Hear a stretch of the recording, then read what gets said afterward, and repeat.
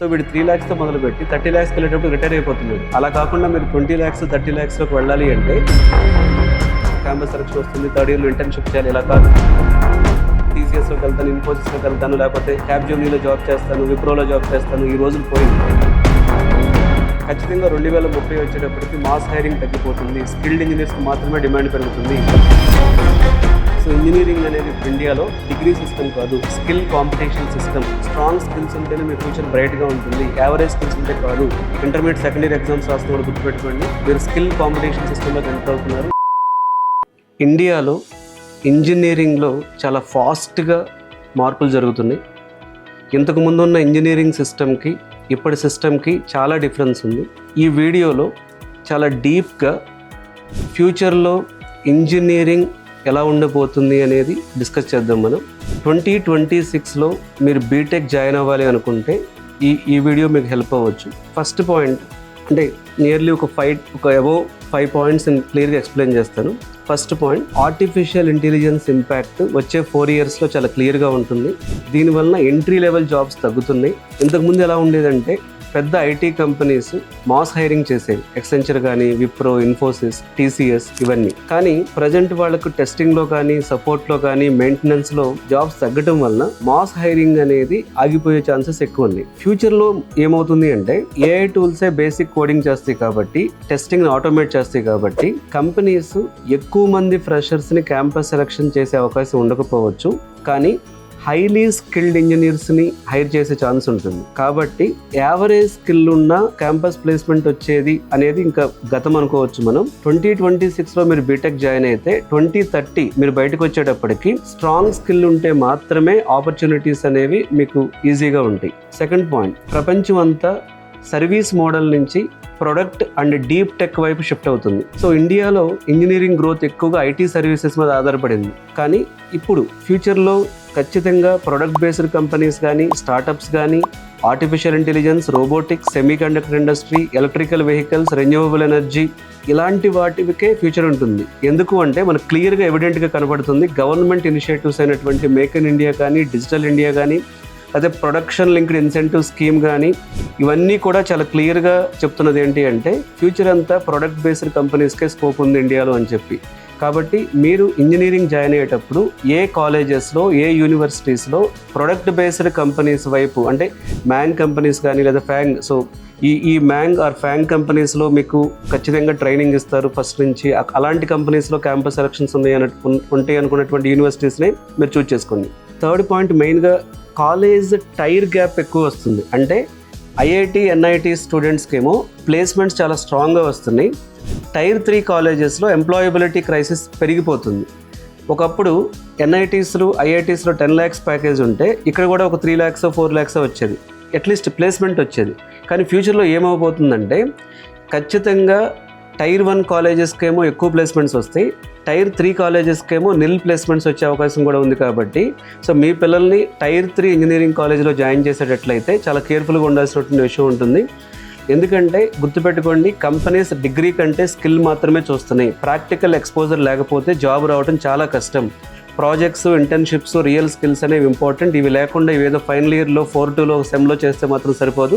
ఇవి ఖచ్చితంగా చాలా చాలా డామినేటింగ్ రోల్ని ప్లే చేస్తాయి. కాబట్టి మీరు ఇంజనీరింగ్ కాలేజ్ సెలెక్ట్ చేసుకునేటప్పుడు స్కిల్స్ ఎలా నేర్పిస్తున్నారు, ఎప్పటి నుంచి స్కిల్స్ నేర్పిస్తున్నారు, అవి రియల్ స్కిల్సా లేకపోతే సో ఎలాంటి ఫ్యాకల్టీ అవి టీచ్ చేస్తున్నారు, వాళ్ళకి రియల్ టైమ్ ఎన్విరాన్మెంట్ ఉందా లేదా, లేకపోతే ప్రాజెక్ట్స్ అంటే ఏదో డమ్మీ ప్రాజెక్ట్స్ చేపిస్తున్నారా, అకాడమిక్ ప్రాజెక్ట్స్ చేపిస్తున్నారా, రియల్ ప్రొడక్ట్లో వాళ్ళు ఇన్వాల్వ్ అవుతున్నారా, అసలు అక్కడ ఉన్న ఫ్యాకల్టీకి ప్రొడక్ట్కి తేడా తెలుసా, ఇవన్నీ మీరు చూసుకుని మాత్రమే బీటెక్ అడ్మిషన్ తీసుకోండి. ఇంకొక పాయింట్ వచ్చేటప్పటికి బ్రాంచ్ ట్రెండ్స్ కూడా మారుతున్నాయి. ఒకప్పుడు సో బ్రాంచెస్ అంటే మనకి సిఎస్సి లేకపోతే ఈసీ, ట్రిపుల్ ఇలా ఉండేవి. సో ఆల్రెడీ ఇప్పుడు చాలా వరకు చేంజెస్ అయినాయి.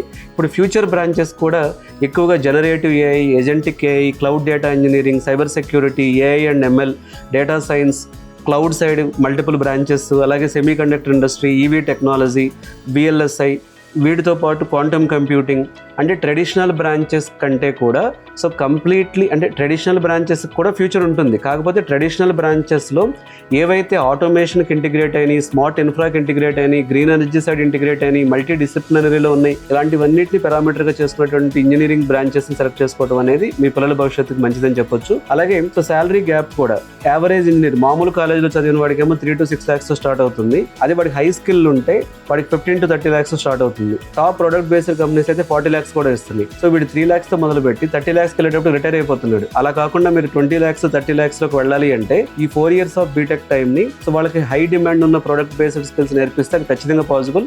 ఇది అంటే సో చాలా మంది ఎప్పుడు రియలైజ్ అవుతారంటే 10 years సర్వీస్ బేస్డ్ కంపెనీలో పనిచేసి ఆ 10 years సర్వీస్ బేస్డ్ కంపెనీలో వాడి ప్యాకేజ్ 15 lakhs 10 lakhs దగ్గర ఆగిపోయినప్పుడు మాత్రమే రియలైజ్ అవుతున్నారు. అలా కాకుండా స్టార్టింగ్ నుంచి వాళ్ళకి లెర్నింగ్ కానీ లేకపోతే ప్రొడక్ట్ బేస్డ్ కంపెనీస్లో ఎక్స్పోజర్ ఉంటే ఖచ్చితంగా వాళ్ళకి ప్యాకేజెస్ కానీ ఫ్యూచర్ గ్రోత్ కానీ లెర్నింగ్ కరువు కానీ బాగుంటుందని చెప్పొచ్చు మనం. ఇంకొక పాయింట్ వచ్చేటప్పటికి సాఫ్ట్ స్కిల్స్ ఇంపార్టెన్స్ చాలా పెరిగింది. సో టెక్నాలజీ నాలెడ్జ్ మాత్రమే సరిపోదు, communication, problem solving, team work, product thinking, business understanding. AI coding చేస్తుంది బట్ హ్యూమన్స్ డెసిషన్ తీసుకోవాలి. కాబట్టి ఇప్పుడు అప్కమింగ్ ఇంజనీర్స్ ఎవరైతే ఉంటారో మీకు decision making, critical thinking, logical thinking, problem solving ఇలాంటి ప్రతి స్కిల్ అంటే హౌ యు ఆర్ కమ్యూనికేటింగ్, అసలు ఏఐ ఫ్లూయెన్సీ ఎలా ఉంది, ఇన్ఫ్లుయెన్సీ కదా ఏఐ ఫ్లూయెన్సీ ఎలా ఉంది, all these are very very important. అలాగే ఇంకొక మెయిన్ డిఫరెన్స్ ఇంజనీరింగ్లో చూసుకుంటే స్టార్ట్అప్ ఎకో సిస్టమ్ అనేది చాలా రైజ్ అవుతుంది. సో మీరు సిటీస్ చూసుకుంటే బెంగళూరు, హైదరాబాద్, పుణే ఒకప్పుడు 15 years 20 years బ్యాక్ వెళ్తే ఎన్ని స్టార్ట్అప్స్ ఉండేయండి.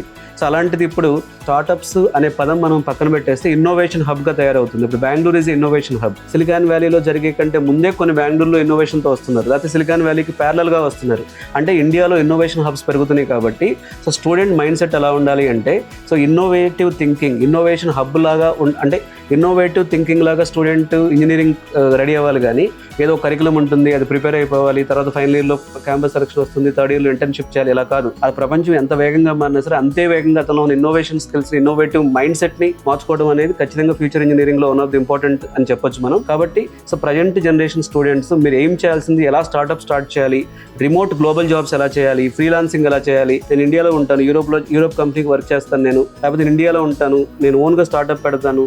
ఏఐ వచ్చిన తర్వాత స్టార్ట్అప్ పెట్టడం ఎంతసేపు అండి, మినిట్స్లో స్టార్ట్ చేయొచ్చు, వేలతో కూడా స్టార్ట్ చేయొచ్చు. పాయింట్ ఏంటంటే నువ్వు ఎంత ఇన్నోవేటివ్ థింకింగ్ ఉందనేది పాయింట్. కాబట్టి సో ఇంజనీరింగ్ టైం పీరియడ్ని ఇలా ఆలోచించండి. ఇప్పుడు ఇంజనీరింగ్ జాయిన్ అయ్యేవాడు పాత మోడల్లో నేను టీసీఎస్లోకి వెళ్తాను, ఇన్ఫోసిస్లోకి వెళ్తాను, లేకపోతే క్యాప్జెమినీలో జాబ్ చేస్తాను, విప్రోలో జాబ్ చేస్తాను, ఈ రోజులు పోయినాయి. ఖచ్చితంగా వచ్చే 4 years తర్వాత అయితే నేను 100% మీకు రాసిస్తాను.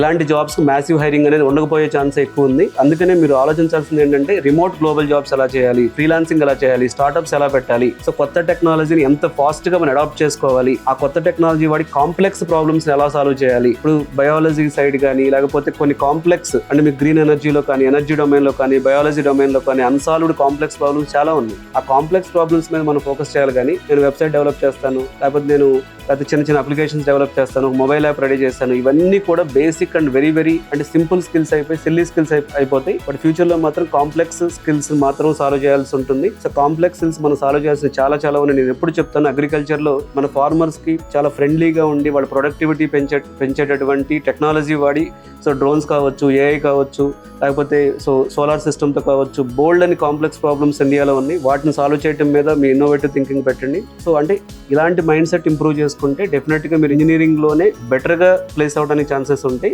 ఫ్యూచర్లో ప్రపంచవ్యాప్తంగా వస్తున్న మార్పుల్ని మీరు అర్థం చేసుకోవడానికి ఛాన్స్ ఉంటుంది. ఖచ్చితంగా 2030 వచ్చేటప్పటికి మాస్ హైరింగ్ తగ్గిపోతుంది, స్కిల్డ్ ఇంజనీర్స్కి మాత్రమే డిమాండ్ పెరుగుతుంది, ఏఐ ప్లస్ హ్యూమన్ కొలాబరేషన్ అనేది వెరీ కామన్ అయిపోతుంది, కంటిన్యూస్ లెర్నింగ్ కంపల్సరీ అవుతుంది.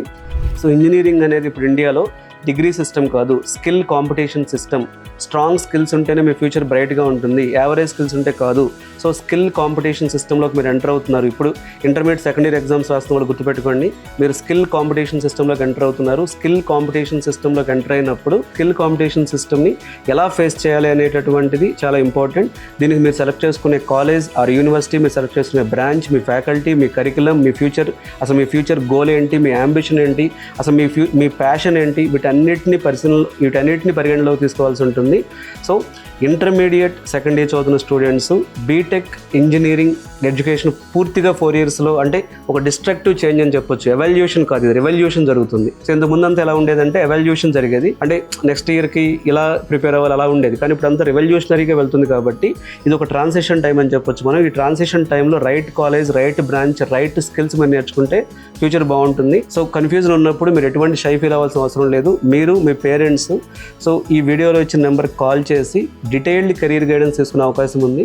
సో మీరు ఇంటర్మీడియట్ సెకండ్ ఇయర్ చదువుతున్న స్టూడెంట్స్, ఇంజనీరింగ్ ఎడ్యుకేషన్ చాలా వేగంగా మారుతుంది కాబట్టి దానికి అనుగుణంగా మీ ఫ్యూచర్ని ప్లాన్ చేసుకోవాలి, మీ బ్రాంచ్ ప్లాన్ చేసుకోవాలి, యూనివర్సిటీ ప్లాన్ చేసుకోవాలనే కన్ఫ్యూజన్ ఉంటే ఈ వీడియోలో వచ్చిన నెంబర్కి కాల్ చేసి నా అపాయింట్మెంట్ తీసుకుని డీటెయిల్గా డిస్కస్ చేయండి. నా ఎక్స్పీరియన్సెస్ అంతా మీతో షేర్ చేస్తాను. Thank you.